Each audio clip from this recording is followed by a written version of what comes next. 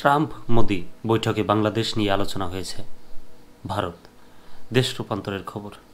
বেশ কয়েকদিন ধরে একটা খবর দেখছিলাম যে মোদিকে পাত্তা দিল না ট্রাম্প। বিস্তারিত পড়ি দেখি এই খবরে কি আলোচনা করলেন বাংলাদেশকে নিয়ে। যুক্তরাষ্ট্র সফররত বা ভারতের প্রধানমন্ত্রী নরেন্দ্র মোদি মার্কিন প্রেসিডেন্ট ডোনাল্ড ট্রাম্পের কাছে বাংলাদেশের সাম্প্রতিক পরিস্থিতি তুলে ধরেছেন। ভারতের পররাষ্ট্র সচিব বিক্রম মিস্ট্রি ওয়াশিংটনের সাংবাদিকদের ব্রিফিংয়ে এই তথ্য জানান। বৃহস্পতিবার হোয়াইট হাউসে ট্রাম্প ও মোদির বৈঠক অনুষ্ঠিত হয়। দ্বিপাক্ষিক বিভিন্ন ইস্যু ছাড়াও আঞ্চলিক ও বৈশ্বিক বিষয় নিয়ে তারা আলোচনা করেছেন। এক সাংবাদিকের প্রশ্নের উত্তরে ভারতের পররাষ্ট্র সচিব জানান, বাংলাদেশ নিয়ে দুই নেতার মধ্যে আলোচনা হয়েছে।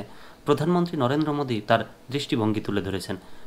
প্রকৃতপক্ষে বাংলাদেশের সাম্প্রতিক ঘটনাবলী নিয়ে তার উদ্বেগ এবং ভারত কীভাবে এই পরিস্থিতি দেখে তা জানিয়েছেন। খবর ডয়েচে ভেলের। বাংলাদেশ নিয়ে ভারতের প্রত্যাশার কথাও ট্রাম্পের কাছে মোদি তুলে ধরেছেন বলে জানান মিস্ট্রি। তিনি বলেন, আমরা আশা করি বাংলাদেশের পরিস্থিতি এমন দিকে যাবে যাতে আমরা ঘটনামূলক ও স্থিতিশীল সম্পর্কের দিকে যেতে পারি, কিন্তু সেখানকার পরিস্থিতি নিয়ে উদ্বেগ আছে এবং প্রধানমন্ত্রী নরেন্দ্র মোদি প্রেসিডেন্ট ট্রাম্পের কাছে সেই বিষয়গুলো তুলে ধরেছেন। এর আগে ট্রাম্প মোদির বৈঠক শেষে যৌথ সাংবাদিক সম্মেলনে বাংলাদেশ নিয়ে প্রশ্ন করা হয়।